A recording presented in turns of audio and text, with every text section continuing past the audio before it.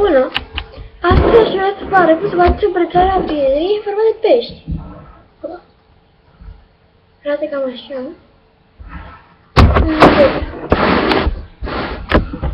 Nu trebuie să faceți chiar mare chestii, pentru că este foarte ușor de făcut.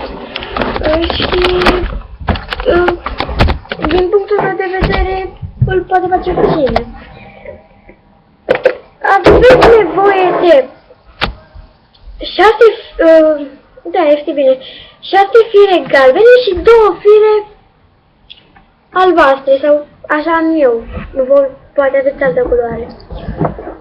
Bun.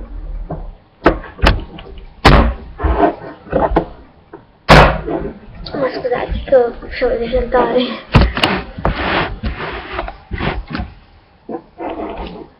Și încep. Facem un V.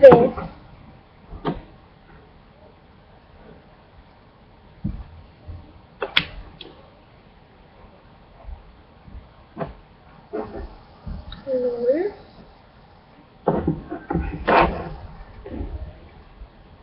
Bun. Deci, în V facem până la mijloc. Nu duci până înainte. Nu duci înainte, dacă nu știți, sunt așa. Formă de 4. Bun. Până la mijloc, da? Până la cealaltă. Iar acum facem noduri înapoi.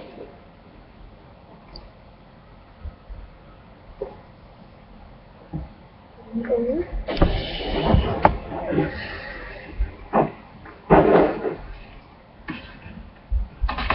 Nodurile înapoi sunt un fel de 4 întors, ar veni, uitați așa. Bun. Acum le veți uni la un capăt, la capete. Și uite așa vă iese un V. Vedeți?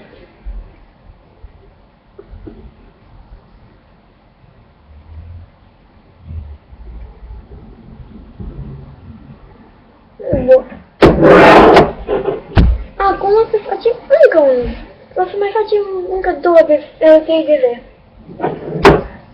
O să facem și cu albastru un V.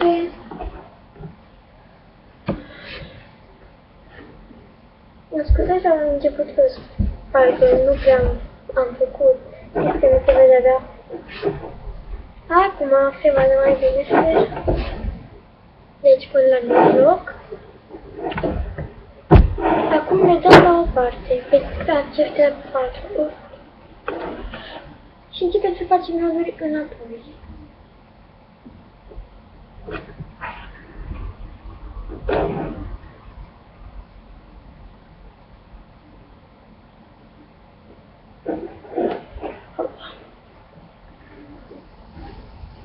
Trebuie să aveți în grijă să nu se amestece cu alte fire. Pentru că o să ne strice toată brățara și este păcat de ea, pentru că este o brățară frumoasă. Asta este pe locul 2 la brățările mele preferate. Prima ar fi cea cu luminare.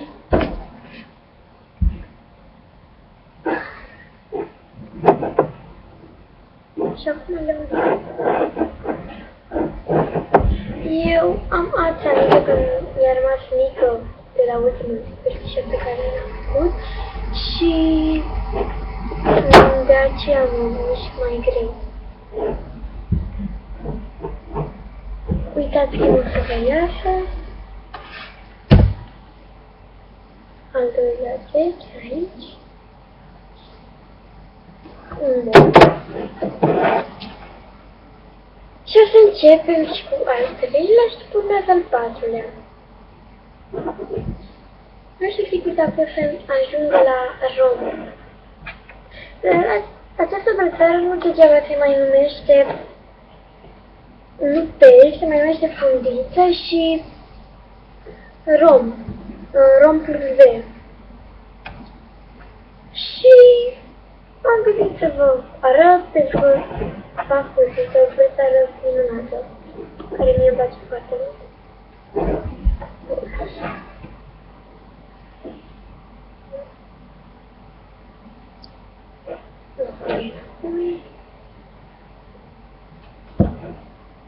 Cu cât facem mai multe noduri înapoi, înainte, știți, culoarea albastră se ducă prima, sau chiar ultima când este cazul. Și ca să știți, o să ajungem din nou ca la început, cu albastru la mijloc.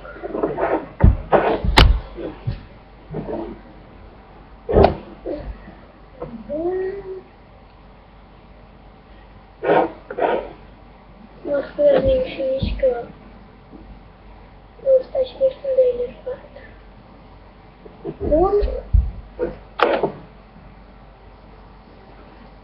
Și acum, unii.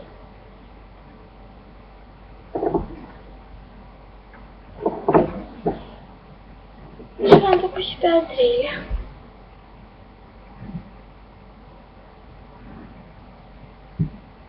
Bun. Să încep să facem coada.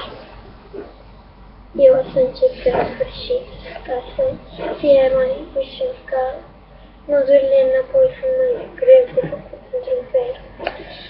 Bun. Acum.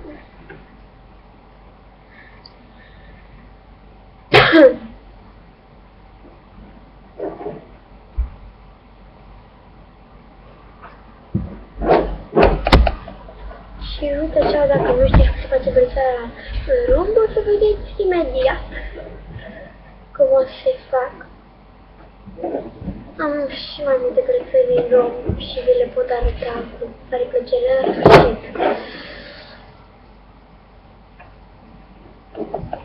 Bun, am făcut prima parte, prima jumătate, acum facem pe a doua.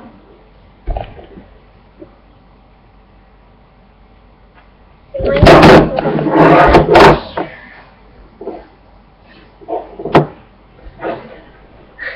asta mă nervează pe mine. Nu zic că e un fel că zero așa în sus. Dar e mai să curgă firele și fluide la început. Bun.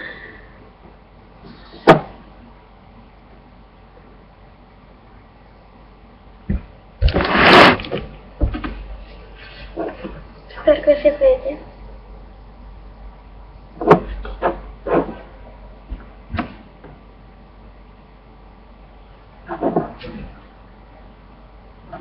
Și acum le unim în mijloc. Bun. Am ajuns ca la început. Vedeți? Albastrul în mijloc. Dacă o să vă uitați la o fată, parcă Dima Ciola avea pe internet de YouTube, a spus la brățara The Wave, adică valul, a spus că se vinde cu 15 lei, maxim 20 de lei. Fraților, eu nu cred așa ceva. O brățară din aceasta, cea mai scumpă e la 5 lei, dar nu mai mult de atât. Toate să revenim la treburile noastre. Acum, cu acestea trei, deci pe celelalte trei din la o parte și luăm pe cele trei din dreapta. Facem două noduri înapoi. Primul nod și al doilea nod.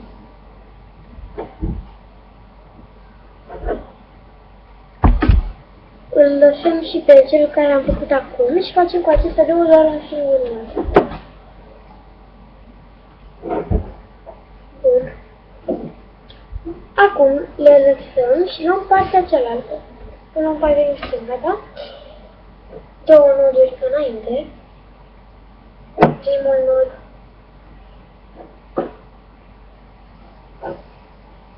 Al doilea nod. Și acum un nod.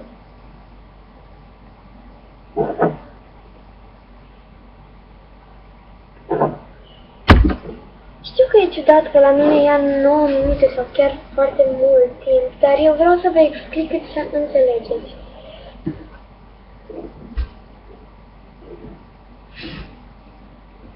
Și îmi pare rău dacă voi credeți că ia foarte mult domnul să uitați la un videoclip oarecare. Dar eu tot o să-l fac și eu tot sper să înțelegeți.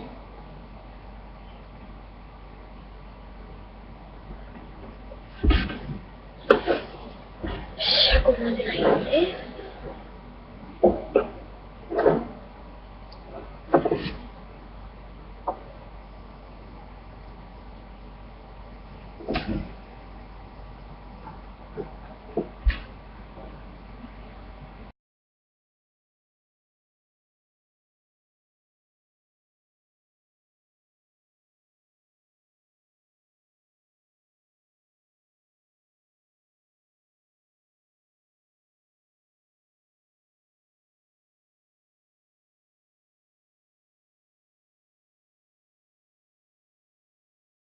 Un nod înainte.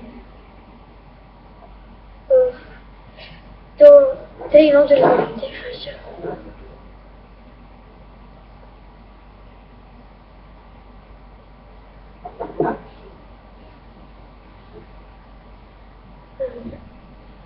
Îți voi da să fie acesta.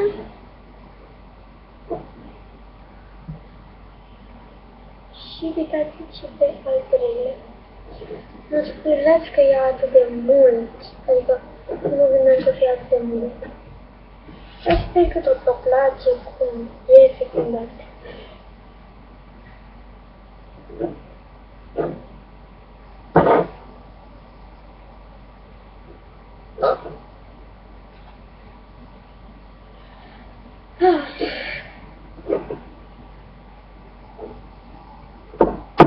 Acum le lăsați și pe acestea două și le las pe cele două din mijloc. După cum vedeți, acum mai rămas 4. Și faceți două noduri înainte. Primul nod. Iar acum al doilea. Și le lăsați și pe acestea două. Deci primul.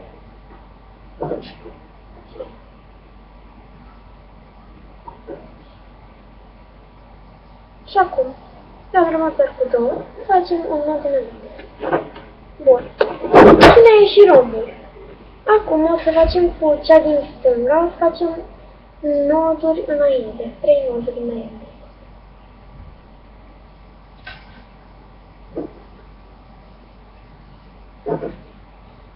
Primul, al doilea, și acum al treilea.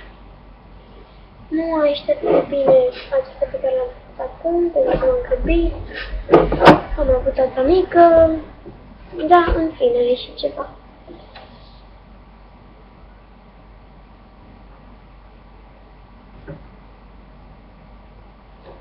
Nu de la acum, o să vreau să-ți descurc mai greu partea mică. Bun, primul nod, al doilea nod,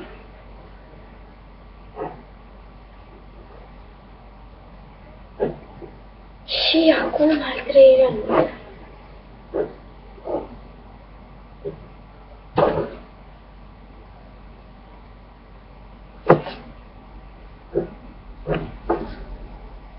Bun, și acum cu cele două de albastru o să facem un nod înainte. Sperăm.